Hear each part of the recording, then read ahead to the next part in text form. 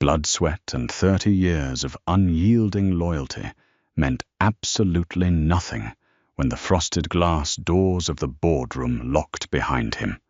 Stripped of his family legacy and his pride, Arthur left with just one worthless item, a broken, rusted typewriter.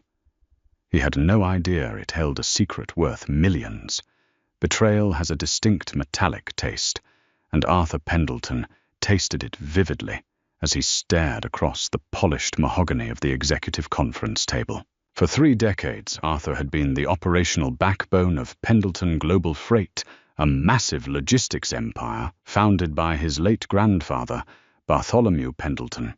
While Arthur spent his youth in the sweltering warehouses of Chicago and on the loading docks of Newark, learning the business from the ground up, his younger cousin Richard had spent his time charming shareholders at country clubs and manipulating the board of directors. Now the trap Richard had meticulously laid over the past 3 years was finally springing shut. Arthur's hands calloused from years of physical labor before he ever donned a tailored suit gripped the edge of the table. "You cannot be serious, Jonathan," Arthur said, his voice a low, dangerous rumble. He locked eyes with Jonathan Hayes, the company's chief financial officer, and a man Arthur had considered a mentor. Jonathan refused to meet his gaze, suddenly fascinated by the gold clasp of his Mont Blanc pen. "The board has voted unanimously, Arthur. The restructuring plan requires a more modern approach to the executive hierarchy. Richard has secured the necessary capital from the European investors, and their contingency was a complete change in operational leadership." "A change in leadership?" Arthur repeated the words, tasting like ash. "You mean a hostile takeover orchestrated from within my own family?" Richard, leaning back in the plush leather chair at the head of the table, the chair that had belonged to Bartholomew just 6 months prior, offered a smile that didn't reach his cold, slate-grey eyes. "It is just business, cousin. You have always been too emotional about the freight lines, too attached to the old ways. The world is moving toward automation and aggressive expansion. You are a relic, just like half the junk grandfather kept in this building." The buyout terms shoved across the table were an insult. In exchange for relinquishing his remaining minority shares and signing an ironclad non-disclosure agreement, Arthur would receive a modest severance package, a fraction of what he was truly owed, and immediate termination of his corporate access. If he fought it, Richard's army of corporate litigators would tie him up in court until Arthur was bankrupt. The trap was flawless. "Sign the papers, Arthur," Richard said smoothly, adjusting his silk tie. "Take your personal effects and go quietly. Do not make security drag you out in front of the floor staff." A heavy, suffocating silence filled the room. Arthur looked at the 6 board members, people whose children he had bought birthday gifts for people he had trusted. Not one of them spoke. Realizing the futility of his situation, Arthur snatched the pen from the table, slashed his signature across the dotted lines, and stood up. He didn't say another word as he walked out of the boardroom. 2 burly security contractors, men Arthur had never seen before, were already waiting in the corridor. They shadowed him down the hall to his corner office. Arthur's longtime secretary, an older woman named Mrs. Higgins, was softly weeping at her desk. Her computer had already been locked out. "I am so sorry, Mr. Pendleton," she whispered, handing him an empty cardboard box. "It's not your fault, Mary. Look after yourself," Arthur replied, his chest tightening. Inside his office, under the watchful eyes of the guards, Arthur began to pack. He took his framed photographs, his Rolodex, and a small brass clock his mother had given him. He left behind the expensive awards and crystal plaques. They felt meaningless now. As he moved toward the door, his eyes fell upon a heavy object resting on a side table in the corner of the room, a vintage 1938 Underwood Master typewriter. It was a beautiful, albeit ruined, piece of machinery. The black enamel was chipped, the chrome trim was heavily pitted with rust, and half the keys were permanently jammed into a tangled cluster. It had belonged to Bartholomew. The old man used to joke that the heavy iron machine was the only thing keeping the company anchored. Arthur stepped toward it. "Personal items only, sir," one of the guards warned, stepping forward and placing a heavy hand on Arthur's shoulder. "This is personal," Arthur snapped, shrugging off the guard's hand. "My grandfather gave it to me." Before the guard could argue, the door opened. Richard strolled in, holding a steaming cup of espresso, surveying the packed box with deep satisfaction. "Is there a problem?" "He wants to take the antique typewriter, sir," the guard reported. Richard let out a sharp, genuine laugh.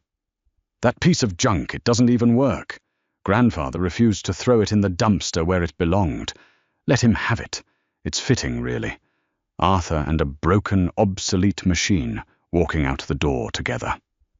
Arthur bit the inside of his cheek until he tasted blood. Without a word, he hoisted the incredibly heavy Underwood into his arms. The iron base dug painfully into his ribs. He walked past his smirking cousin out of the glass-paneled office and down the long corridor toward the elevator. He didn't look back. He carried the heavy burden out onto the wet, unforgiving pavement of Michigan Avenue, stepping into the biting Chicago wind with nothing left but a ruined career and a piece of rusted iron. 6 months later, the towering skyscrapers of downtown Chicago felt like a lifetime away. Arthur now resided in a cramped, drafty one-bedroom apartment in the working-class neighborhood of Pilsen. The severance money had evaporated far quicker than he had anticipated, mostly swallowed by legal consultation fees, as he desperately and fruitlessly tried to find a loophole in the severance contract. Furthermore, Richard had effectively blacklisted him.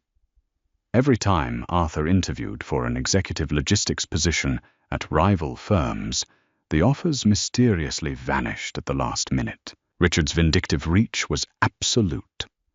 Depression, a quiet and insidious companion, had moved in with Arthur. Most days were spent staring at the peeling wallpaper, nursing cheap black coffee, and calculating how many weeks he had left before the eviction notices started arriving. The only object of interest in his dreary living room was the 1938 Underwood Master sitting stubbornly on a rickety wooden dining table. On a particularly bleak Tuesday evening, a fierce thunderstorm rolled off Lake Michigan, rattling the thin windows of Arthur's apartment. The power flickered and died, plunging the room into shadows, illuminated only by the intermittent, jagged flashes of lightning. Bored, frustrated, and tired of wallowing in his own misery, Arthur lit a kerosene lantern he kept for emergencies, and sat down at the table, staring at the typewriter. He reached out and traced the chipped golden lettering of the Underwood logo. He remembered being a child sitting on his grandfather Bartholomew's lap, listening to the rhythmic, percussive clack-clack-clack of the keys. Why had the old man insisted on keeping it? Bartholomew Pendleton had been a pragmatist, a man who threw away anything that no longer served a purpose. Keeping a heavy broken machine was entirely out of character for the ruthless founder of a logistics empire. Driven by a sudden inexplicable itch of curiosity, Arthur retrieved a small set of precision tools from his toolbox, along with a bottle of rubbing alcohol and some cotton swabs. If he couldn't fix his life, maybe he could at least untangle the rusted nest of type bars. He began to dismantle the outer casing. He unscrewed the rusted retaining bolts, careful not to strip the soft, 70-year-old brass. As he removed the ribbon cover and the side panels, the intricate, dusty guts of the machine were exposed. It was a marvel of mechanical engineering, though hopelessly seized by decades of grime. Arthur spent an hour meticulously cleaning the linkages, his mind finally at peace as he focused on the tangible physical task. He noticed something strange as he worked a small flathead screwdriver under the main carriage rail. The typewriter was unusually heavy, even for an old Underwood. He remembered carrying it out of the office. It had to weigh close to 40 pounds, whereas standard models usually weighed around 30. He turned the machine onto its back to inspect the undercarriage. The bottom was sealed by a thick, flat plate of black steel, held in place by 4 unusual, star-shaped, tamper-proof screws. This immediately set off warning bells in Arthur's head. Typewriters from the 1930s did not use modern tamper-proof security screws. Someone had modified this machine long after it was manufactured. Arthur's heart began to beat a little faster. He rummaged through his tool set, finding a specialized Torx bit that fit the star-shaped grooves perfectly. With a sharp twist of his wrist, he cracked the first screw loose, then the second, the third, and the fourth. He pried the heavy steel plate away. It didn't just come off.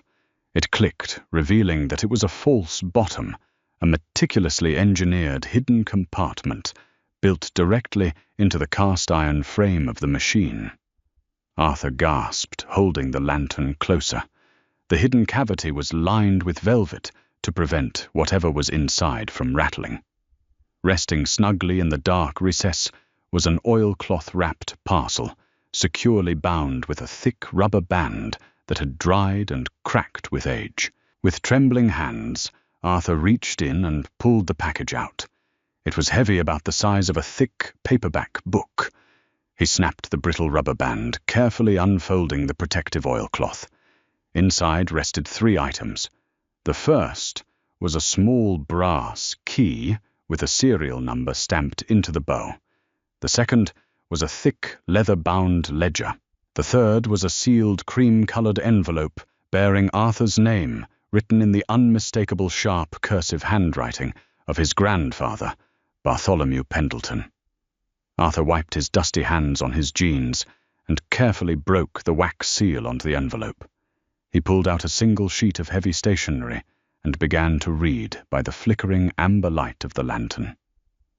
"My dearest Arthur," the letter began, "if you are reading this, it means I am gone, and you have finally figured out why I never let anyone throw this old anchor away. It also likely means that Richard has shown his true colors. I have known for years that your cousin was stealing from the company, embezzling capital through phantom shell corporations. I lacked the strength to tear the family apart while I was alive, a cowardice I deeply regret. But I didn't leave you defenseless. Richard thinks he controls Pendleton Global Freight, but he controls a hollow shell. Inside this ledger, you will find the original bearer shares and the transfer deeds to the holding company that actually owns all our vital real estate shipping yards and the European patents. I placed them in a blind trust, and the brass key in your hand opens the safety deposit box at First Fidelity of Chicago, where the official trust documents are held. The empire belongs to you, Arthur. Destroy him." Arthur stopped reading. The air in the tiny apartment suddenly felt entirely devoid of oxygen. He looked from the letter to the brass key, and then to the leather ledger. A slow, dangerous smile crept across his face, the first genuine smile he had worn in 6 months. The storm raged outside, but inside a different kind of hurricane was just beginning to gather strength. Morning broke over Chicago, washing the rain-slicked streets in a harsh, unforgiving light. But Arthur had not slept a single minute. He sat at the rickety dining table, surrounded by the meticulously organized contents of his late grandfather's hidden compartment. The leather-bound ledger was a masterpiece of forensic accounting, detailing every single stolen cent, every offshore account, and every fabricated invoice Richard had used to bleed Pendleton Global Freight dry. However, the true weapon was the brass key. By 9 o'clock sharp, Arthur stood before the towering limestone facade of First Fidelity of Chicago. He wore his only remaining tailored suit, freshly pressed, exuding an aura of cold determination that had been absent for months. He bypassed the teller lines and walked directly toward the private banking suites, presenting the brass key to a senior vault manager named William Thornton. Thornton, a man who had worked at the bank for 40 years, recognized Arthur instantly, his eyes widening in subtle surprise before ushering him into the subterranean vault.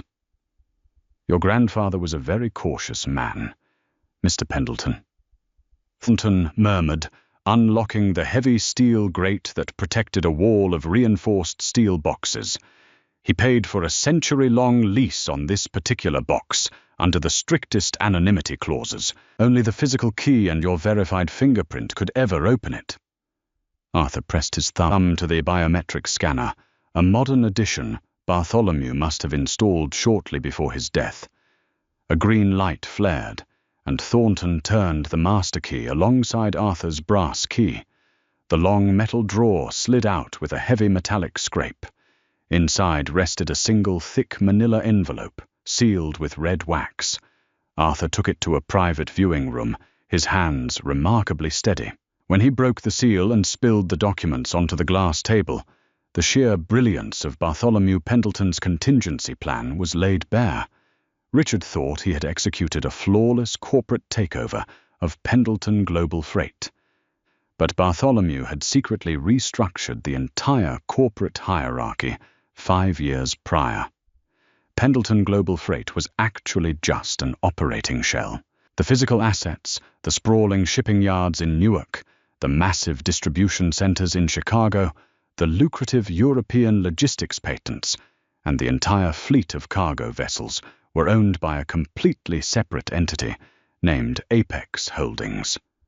And according to the legally binding bearer, shares and trust deeds sitting on the table, Apex Holdings was fully owned, managed and controlled by Arthur Pendleton. Richard was technically the CEO of a company that owned absolutely nothing. Pendleton Global Freight was merely a tenant, leasing its entire infrastructure from Apex Holdings on a month-to-month basis. Armed with this corporate nuclear launch code, Arthur needed a tactician to help him press the button. He left the bank and immediately hailed a cab to the affluent River North district, heading straight for the sleek, glass-walled offices of Rockford and Associates. Evelyn Rockford was a notoriously aggressive corporate litigator, a woman who possessed a predatory intellect and a long-standing disdain for Richard's arrogant business tactics. She had represented a rival firm that Richard had unethically bankrupted 2 years prior, and Arthur knew she was hungry for payback.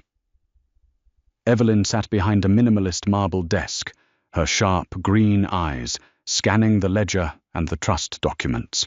For 10 minutes, the only sound in the office was the turning of heavy parchment pages.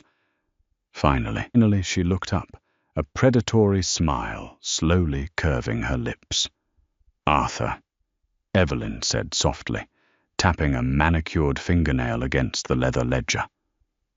"This is not just a silver bullet. This is a guillotine. Richard has leveraged Pendleton Global Freight to secure a massive $200 million capital injection from the Munich investment group. He used the shipping yards and the patents as collateral, assets he does not legally own, which constitutes massive multi-million-dollar wire fraud," Arthur replied, leaning forward in his chair. "He is signing the final acquisition papers with the German investors tomorrow afternoon in the Pendleton boardroom." Evelyn stood up, pacing the length of her office, her mind already assembling the trap. "If he signs those papers and takes their money while offering your assets as collateral, it triggers an immediate federal offense. We do not just want to take your company back, Arthur. We want to ensure Richard cannot fight you in civil court. We need criminal charges." "Can we get the authorities involved in time?" Arthur asked. "I have a contact at the FBI's white-collar crime division," Evelyn said, picking up her office phone. "Special Agent Harrison. He has been sniffing around Richard's offshore shell companies for a year, but could never find the paper trail linking Richard directly to the Cayman accounts. This ledger provides the exact routing numbers and authorized signatures he needs." They spent the next 12 hours drafting the legal paperwork. Evelyn prepared an immediate eviction notice for Pendleton Global Freight, terminating their lease across all Apex Holdings properties. She drafted cease and desist orders regarding the European patents. Meanwhile, Arthur painstakingly walked Special Agent Harrison through the ledger, matching his grandfather's secret audit with the FBI's missing puzzle pieces. The trap that Richard had set for Arthur 6 months ago was a child's toy compared to the Iron Maiden Arthur was currently building. As midnight approached, Arthur stood by the floor-to-ceiling windows of Evelyn's office, looking out over the glittering Chicago skyline. The city looked different to him now. It was no longer a place of exile. It was his kingdom, and he was finally ready to claim it. He thought about the rusty, broken typewriter sitting in his dark apartment in Pilsen, a piece of junk that Richard had laughed at. Tomorrow that laugh would be permanently erased. Arthur adjusted the cuffs of his suit, his pulse beating with a calm, rhythmic certainty. The board meeting was scheduled for 2 o'clock. He would be there at exactly 2:15. Rain hammered against the panoramic windows of the Pendleton Global Freight Executive Boardroom, a fitting backdrop for the monumental deal taking place inside.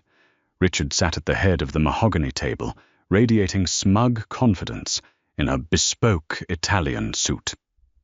Surrounding him were the 6 complicit board members, Jonathan Hayes, the treacherous CFO, and 3 stern-faced executives from the Munich Investment Group.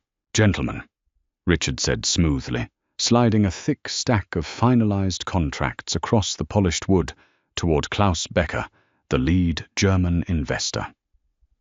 "This capital injection marks the beginning of a new era.